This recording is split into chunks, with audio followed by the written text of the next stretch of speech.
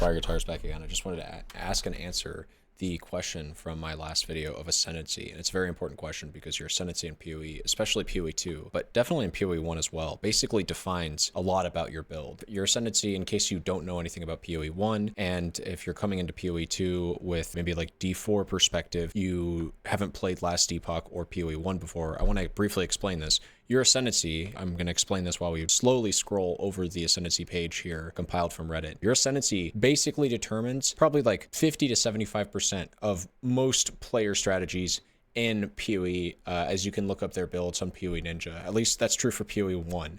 Once you find out someone's Ascendancy in PoE 1, you basically know what probably a good chunk of their damage is trying to do, or a significant portion of their player defense. It's very rare that a player's Ascendancy in PoE 1 doesn't contribute to one of those things significantly.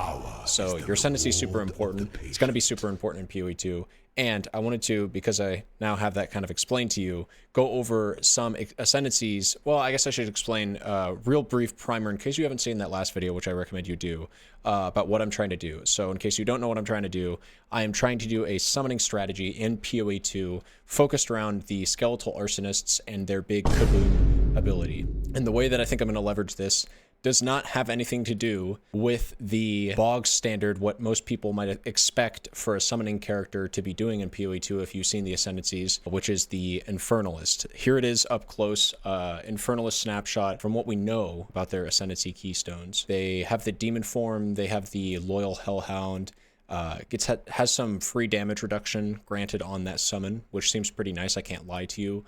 And then the ability to substitute your mana pool for a infernal flame pool, and then like you get a different form. Seems cool, seems really interesting to me, I'm not going to lie, but it also seems kind of a little bit too generic for my liking, a little bit too bog standard.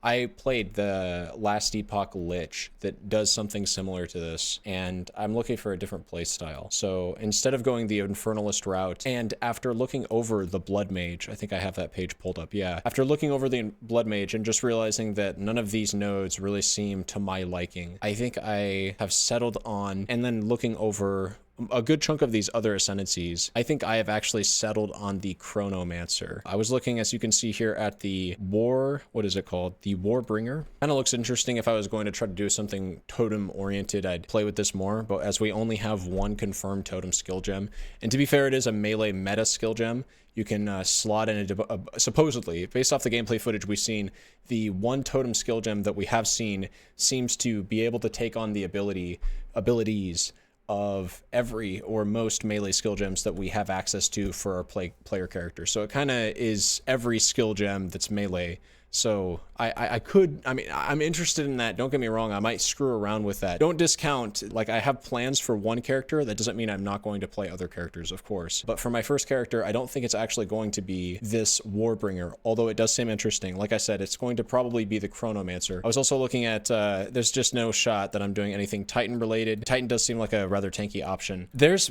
like maybe something really interesting that you could do with a Ranger Summoner, but I just couldn't see it myself. So I'm a little bit blind in the eyes. I had to just discount these options. I just kind of settled on Chronomancer if I wasn't going to do something with Infernalist, because like I said, Blood Mage doesn't seem like it fits anything that I'm trying to do with the summons that I'm trying to summon, right? I'm trying to summon summons that are tanky and that will act as good, not only meat shields for, I guess, my army, but also like targets for being detonated for the arsonists. And that means that I don't really care about my own crit damage bonus. That also means I don't really care about my own spell damage leached as life. That means I definitely don't want to start adding life costs and then having to worry more about sustain. So there's just really nothing about the Blood Mage that seems to make sense for what I'm trying to do with my summons. And then, like I said, I don't know, there's something about the Infernalist that seems a little bit too obvious and like bog standard. Like I could very easily go some kind of Ignite route. I know that, but I want to try doing something different. So I settled on the Chronomancer. If I can briefly explain why, it's because even though I don't know much about these keystones, they could be totally terrible,